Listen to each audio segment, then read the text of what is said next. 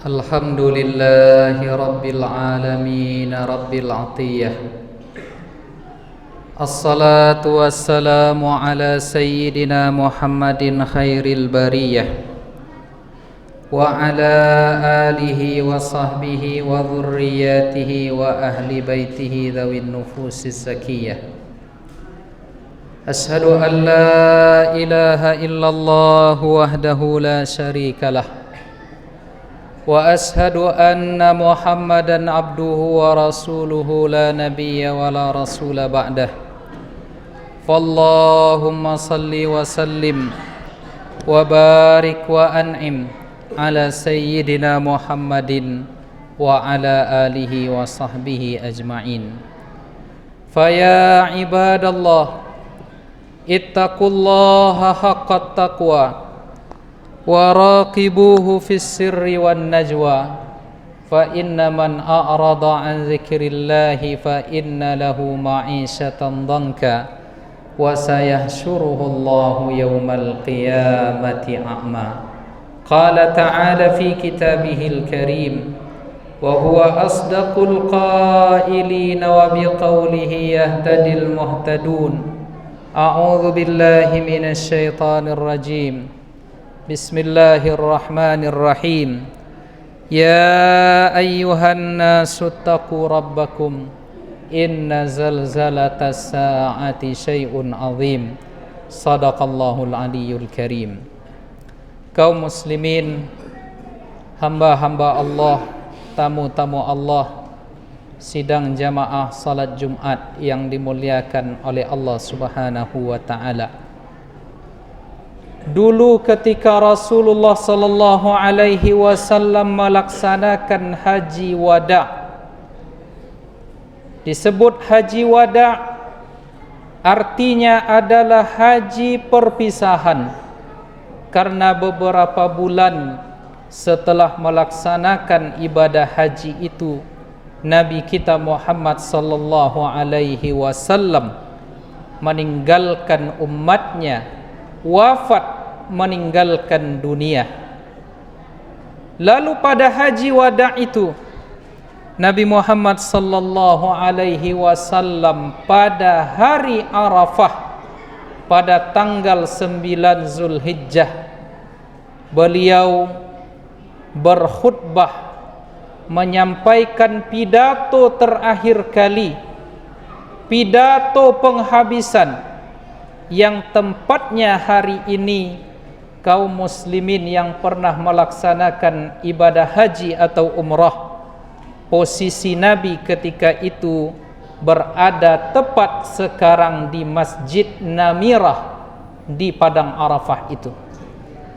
Lalu Rasulullah sallallahu alaihi wasallam pada saat wukuf di Arafah pada haji wada, haji terakhir beliau itu, berceramah, berpidato, menyampaikan pesan-pesan penting Nabi menyeru, ayyuhan nas, wahai para manusia, isma'u minni ubayyin lakum, tolong dengarkan aku, ada yang ingin saya terangkan kepada kalian. Fa inni la adri la'alli la alqakum ba'da ami haza, karena sesungguhnya saya tidak tahu, barangkali setelah tahun ini saya tidak akan berjumpa dengan kalian lagi fi mauqifi hadza, di tempatku ini. Jadi seolah Rasulullah sallallahu alaihi wasallam saat itu sudah merasakan ini adalah detik-detik, saat-saat ia bersama dengan para sahabatnya, sehingga ia memberikan pesan-pesan terakhir. Dan inilah yang disebut dengan khutbah Arafah, khutbah yang beliau sampaikan terakhir kali kepada para sahabat. Panjang sekali khutbah ini, namun ada 3 penggalan yang ingin kita ambil dari khutbah Rasulullah sallallahu alaihi wasallam ini. Apa yang pertama? Nabi berseru, ayyuhan nas, wahai para manusia, inna dima'akum, sesungguhnya darah-darah kalian, wa amwalakum, dan harta kalian, haramun alaikum ila an talqaw rabbakum, haram diambil, haram ditumpahkan sampai saat kalian berjumpa dengan Allah Subhanahu wa ta'ala. Apa maknanya harta dan nyawa kalian itu haram untuk diambil dan ditumpahkan? Bahwa harta dan nyawa seorang muslim itu amat terhormat, sama seperti terhormatnya hari ini, kata Nabi, dan sama terhormatnya dengan saat ini, sama seperti terhormatnya tempat kalian di mana berada sekarang hari ini, kata Rasul.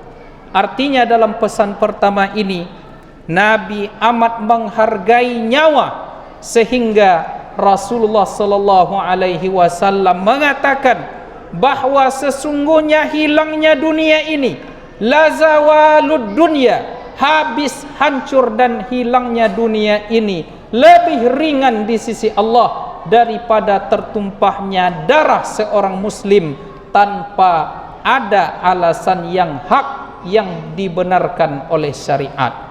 Dan bahwa sesungguhnya harta kalian amat terhormat, sehingga menjaga harta di dalam agama kita ini menjadi dasar pokok maqasid syariah, bahwa harta itu harus dijaga, tidak boleh diambil, tidak boleh dibuat sembarangan. Apa sebab? Bahkan ada orang yang jika ia mencuri harta, pada saat itu dia akan dipotong tangannya menurut hukum hakam agama Islam. Lalu Nabi mengapa mengatakan demikian, kaum muslimin yang dimuliakan oleh Allah? Karena pada saat itu pertumpahan darah karena kesukuan sering terjadi. Harta menjadi tidak terhormat karena adanya pembegalan, adanya pencurian, adanya perampokan, adanya sifat yang ingin menguasai harta orang lain dengan kezaliman. Maka Nabi menegaskan harta dan nyawa sama terhormatnya dengan tempat sekarang, saat sekarang, di waktu yang sangat mulia sekarang. Artinya Rasulullah sallallahu alaihi wasallam menyampaikan pesan penting, ajaran penting di saat yang penting. Agar apa? Agar diindahkan oleh kita umatnya, dicatat pesan-pesan Nabi itu oleh para sahabat menjadi ajaran yang agung di dalam syariat Islam. Maka salah, keliru jika ada orang yang menganggap bahwa perbedaan agama lantas bisa membunuh. Tidak. Perbedaan pendapat lantas bisa mengambil harta orang lain. Tidak. Ada aturan yang sangat manusiawi di dalam ajaran agama kita. Pada prinsipnya, nyawa dan harta adalah sesuatu terhormat yang harus kita jaga, yang harus kita indahkan, yang harus kita jadikan ini pegangan di dalam hidup dan kehidupan kita. Itu pesan Nabi yang pertama tentang betapa urgennya nyawa, pentingnya harta, betapa ia sangat harus dijaga. Tidak boleh seseorang mengambil nyawa orang lain, mengambil harta orang lain, karena ia terhormat seperti terhormatnya hari Arafah dan semua yang disebutkan oleh Nabi itu. Lalu kaum muslimin, hadirin tamu-tamu Allah yang dimuliakan oleh Allah Subhanahu wa taala. Lalu yang kedua, Nabi berpesan kepada kita, ayyuhan nas, wahai para manusia, kata Nabi. Nabi memanggil dengan panggilan manusia. Inna nisaakum alaikum haqqa, inna li nisaikum alaikum haqqa, walakum alaihinna haqqun. Bahwa istri kalian bagi kalian memiliki hak, dan kalian juga mendapatkan hak yang patut kalian terima dari istri kalian. Lalu Nabi mengingatkan pasal istri ini. Nabi mengatakan, fa'alaikum rizquhunna wa kiswatuhunna bil ma'ruf. Hendaklah kalian memberikan mereka rezeki pangan mereka, tempat tinggal mereka yang layak. Kemudian berikan kepada mereka pakaian yang menutup aurat mereka. Lalu Nabi mengatakan, akhaztumuhunna bi amanatillah. Kalian mengambil istri kalian itu dari walinya dengan amanah yang sudah Allah terangkan, dengan amanah yang sudah Allah titipkan. Dan wastahlaltum furujahunna bi kalimatillah. Dan kalian telah bisa mendapatkan kehalalan dari pasangan dari istri kalian itu karena adanya kalimat-kalimat Allah. Maka Nabi mengatakan, fattaqullaha fin nisa, maka bertakwalah kepada Allah dalam perkara istri ini. Artinya apa kaum muslimin? Sesungguhnya Nabi mengingatkan kita sebagai suami untuk bertindak wajar, bertindak ma'ruf, bertindak sopan kepada istri. Karena pada hari ini betapa banyak istri-istri yang terzalimi dengan kata dan sikap suami. Betapa banyak kita pada hari ini yang tidak menunaikan hak istrinya dengan baik, padahal kita mengambil mereka dulu dari wali mereka dengan kalimat-kalimat Allah. Kemudian kita mendapatkan kehalalan perhubungan karena adanya kalimat-kalimat Allah. Lalu setelah ia didapatkan, ia dizalimi dan tidak diberikan haknya. Sungguh berat pertanggungjawabannya di akhirat kelak. Maka Nabi dan para sahabat, orang-orang soleh memesankan kepada kita, la yukrimul mar'ata illa karim. Tidak ada yang bisa memuliakan istri kecuali hanya orang-orang mulia. Wala yuhinul mar'ata illa laim. Dan tidak ada yang menyiksa, menzalimi dan menghinakan wanita kecuali itu hanyalah sesungguhnya dia orang-orang yang zalim, orang-orang yang hina, orang-orang yang tidak terhormat. Maka melalui mimbar ini, pesan-pesan Nabi ini kita bawa pulang.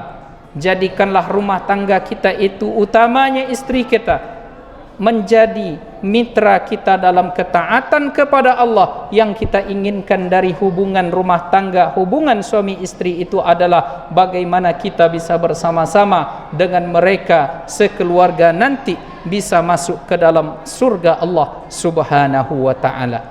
Kemudian kaum muslimin yang dimuliakan oleh Allah Subhanahu wa ta'ala, pesan Nabi yang ketiga, Nabi Muhammad sallallahu alaihi wasallam menghimbau, ayyuhan nas, wahai para manusia, wahai orang-orang yang hadir di sini, kata Nabi, innamal mu'minuna ikhwatun, sesungguhnya orang-orang yang beriman itu bersaudara. Wala la yahillu limri'in malu akhi, tidak boleh mengambil harta saudaranya, tidak boleh mereka menghinakan, mencemooh dan merendahkan suaranya, karena Nabi Muhammad sallallahu alaihi wasallam ingin menegaskan kepada kita tentang pentingnya ukhuwah Islamiyah.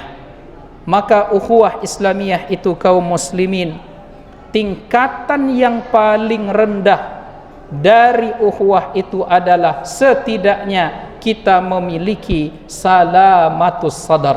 Apa salamatus sadar itu?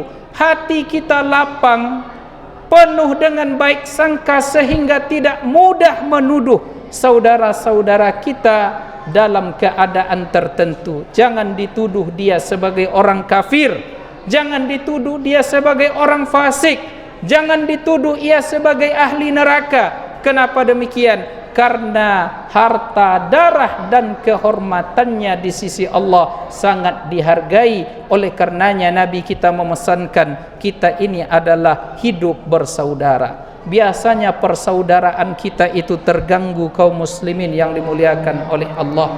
Di antara yang membuat rumit persaudaraan kita itu adalah berbeda faham dalam kajian-kajian atau dalam ilmu-ilmu, sehingga dengan mudah pada saat itu kita merendahkan orang lain yang mungkin sikap dari kita nanti itu yang menyebabkan Allah murka kepada kita. Apa sebab?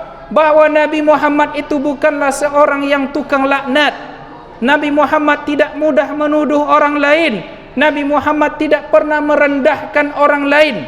Dan Nabi Muhammad sangat menghargai manusia ketika datang kepadanya orang-orang yang ingin melakukan zina secara bebas. Nabi tidak mengatakan bid'ah, Nabi tidak mengatakan engkau fasik, Nabi tidak mengatakan engkau ahli neraka, tetapi Nabi hanya menyentuh kalbunya. Maukah engkau wahai sahabatku, engkau melakukan itu, tetapi pada saat yang sama ada orang lain yang berzina dengan ibumu, ada yang berzina dengan istrimu, ada yang menzinai adik atau kakak perempuanmu, ada yang menzinai anak perempuanmu. Apa yang engkau lakukan jika itu terjadi dengan yang aku sebutkan itu? Lalu Nabi mengatakan, saya tidak ridha wahai Rasulullah. Lalu Nabi cukup menjelaskan, fazaka, demikianlah orang lain jika engkau ingin melakukan itu wahai sahabatku. Setelah itu Nabi mendoakan dan memegang dadanya, Allahumma tahhir qalbahu wa hassin farjahu. Ya Allah, jagalah dengan baik hati dari sahabatku ini dan jagalah kemaluannya. Cobalah tengok kaum muslimin, datang seseorang yang ahli maksiat, yang berencana untuk maksiat, Nabi tidak menghardiknya, Nabi tidak menuduhnya. Tetapi bayangkan persaudaraan kita hari ini hanya berbeda faham, berbeda kaji. Ada orang yang dengan lantang, dengan seenak hati mengatakan si fulan fasik, si fulan musyrik, si fulan kafir, si fulan melakukan bid'ah. Padahal bid'ah itu sesungguhnya tidak ada dalam persoalan fikih yang murni. Itu adalah ijtihad tegak di atas dalil masing-masing. Maka oleh karenanya, melalui momen menjelang kita melaksanakan hari raya Idul Adha, menjelang dan di saat momen hari Arafah, di saat ini pada Jumat yang berkah ini, kita ingat kembali pesan Nabi kita Muhammad sallallahu alaihi wasallam. Jika kita ingin layak disebut oleh Nabi Muhammad sebagai umatnya yang layak pula mendapatkan minuman dari telaganya, dan puncak dari semua itu, layak pula kita hendaknya nanti menjadi orang-orang yang boleh bisa berhak mendapatkan syafaat dari Nabi Muhammad sallallahu alaihi wasallam. Fa'tabiru ya ulil albab la'allakum turhamun. Allahumma salli wa sallim wa zid wa dim wa an'im wa tafaddal wa barik li jalalika wa kamalika wa zayyi ibadik ashrafil ibadik wa sallim wa radiyallahu tabaraka wa ta'ala an kulli sahabati rasulillahi ajma'in.